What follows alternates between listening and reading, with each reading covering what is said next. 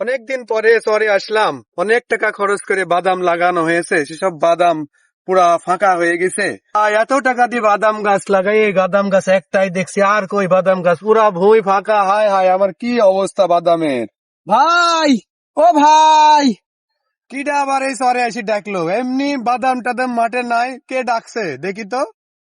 কিরে, এই শহরে এত ডাকাডাকি করছিস কেন? কি হয়েছে? আমি গরিব জেলে ভাই।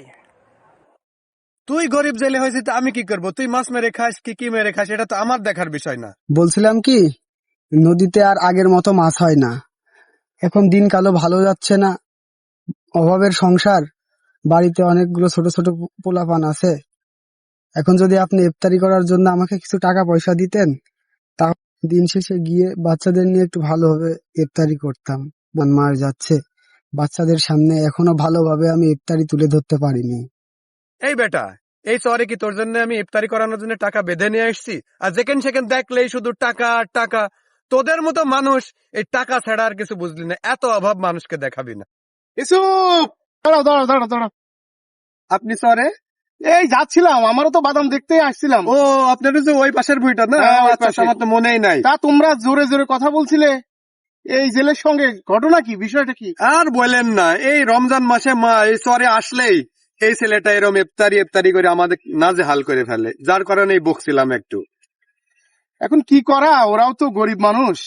এই যে দেখছো, এই নদীতে আগে অনেক মাছ ধরা হতো, এখনো ওরা না খেয়ে দিন দিন যাপন করে, এরকম অবস্থা। জালেও মাছ উঠে না। এই রমজান মাসে আসলে আমরা যারা বিত্তবান রয়েছি, এই বিত্তবানদের যেটা করণীয় সেটা আমাদের করতেই হয় সাধারণত। আমার তোমার বাদাম আছে, তোমার বাদামও শেষ, আমার বাদামও তো শেষের অবস্থা। হ্যাঁ হ্যাঁ তারপরেও আমরা তো ইফতার বাড়িতে ভালোভাবেই করি। হ্যাঁ, অবশ্যই। এখন ওরা তো অসহায়ের মতো জীবন যাপন করে, বাড়িতে বাচ্চা কাচ্চা আছে। এখন আমাদের ছাড়া আর কার কাছে চাইবে? তাহলে তুমি এখন কি বোধ করতে বলছো চাচা?